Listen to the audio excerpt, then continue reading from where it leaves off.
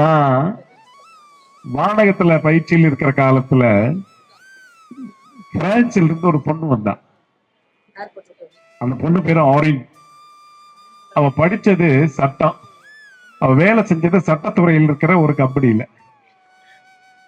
ரொம்ப நாள் ஆனப்ப அவளுக்கு ஒரு தோற்றம், ஒரு எண்ணம் வந்தது. விதை பத்தி பேசுறாங்களே, விதைதான உணவுக்கு ஆதாரமா இருக்குது, அதனால விதை பத்தின ஒரு பயணம் மேற்கொள்ளணுங்கிறதுக்காக அவங்க நிறுவனத்திட்டு பேசும்போது, அவங்க நிறுவனம் ஒரு தொகையை கொடுத்து, நீ போயிட்டு வாமா, ஒரு வருஷம் நீ பயணம் பண்ணிட்டு வா, அதை பத்தி டாக்குமெண்ட் பண்ணுன்னு சொல்லு. அந்த பயணத்தின் ஒரு தொடர்ச்சியா வானகம் வந்திருந்தா அந்த பொண்ணு எங்க கூட ஒரு வாரம் தங்கி இருந்தா. நான் கேட்டேன், என்ன ஒரு பயணத்தின் நோக்கம்னு. எனக்கு நோக்கம் இல்லாம தான் தொடங்கினேன், ஆனா இப்ப எனக்கு என்ன நோக்கம்னு புரிஞ்சிருச்சுன்னா, 5 நாடுகள்ல ஒரு வருட பயணம்.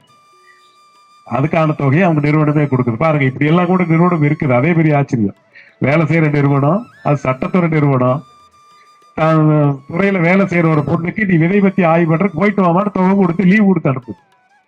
அவ பயணம் பண்ண நாடுகளை கேட்ட, எங்கெங்கமா போனேன்னு.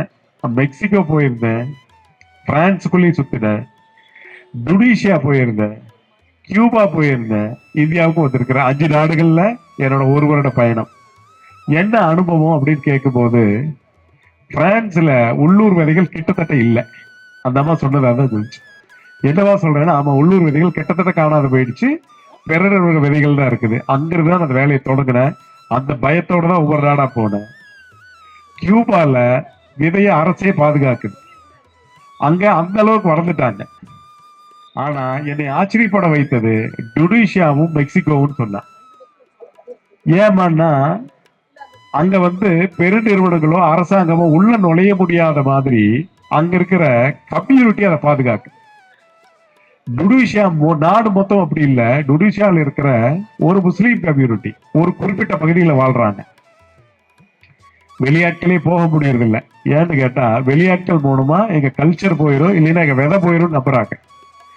அந்த கம்யூனிட்டி பத்தி கேள்விப்பட்டுட்டு போய் ஒரு வாரம் அந்த அம்மாவை டெஸ்ட் பண்றதுக்காகவே வச்சுக்கிட்டு அந்த விதைகளை பத்தின விவரத்தை கொடுக்கும் போது சொன்னாங்களா, இங்க விதைகள் ஒன்னொன்றையும் நாங்க கடவுளா பாக்குறோம். அதனால அங்க இருக்கக்கூடிய ஒன்னொன்னோடையும் அந்த விதைகள் இணைச்சு வச்சிருக்காங்க. விதைகளோட பேரத்தான் கடவுளுக்கே வச்சிருக்காங்க.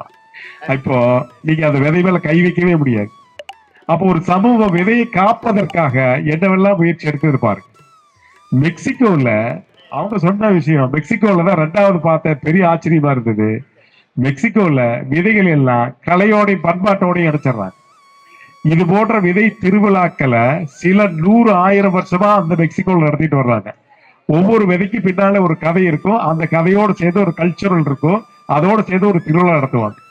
நூற்றுக்கணக்கான விதைகளை அவங்க அப்படி அந்த திருவிழாக்களோடு உள்ளூர் கலாச்சாரங்களோடு நிகழ்வுகளோடு சேர்த்து வச்சிருக்கிறதுனால அந்த விதைகளை கை வைக்க முடியல அங்க இருக்கக்கூடிய எந்த நிறுவனம்.